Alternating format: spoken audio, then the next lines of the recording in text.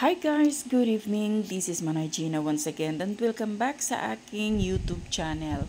Guys, alam kong excited kayo at gusto nyong malaman ang updates ng Don Bell. Guys, abangan natin sa mga taga Baguio. Abangan nyo ang Don Bell at darating sila dyan mamaya. Nasa Melvin Jones sila po 4 p.m.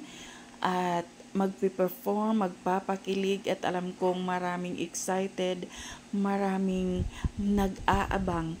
At syempre alam natin guys kung gaano din kadami ang mga supporters ng Don Bell. Alam kong maraming nagmamahal sa kanila, maraming excited kung anong pwede nilang gawin, kung anong ipapakita nilang pagpapakilig sa Melvin Jones Grandstand.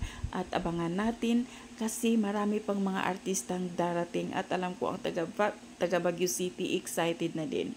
So taga Baguio, abangan ninyo ang mga artistang pupunta at mag-perform, mag-show sa Panagbinga Festival. So yun lang guys. Thank you for watching. Until then, bye. God bless everyone.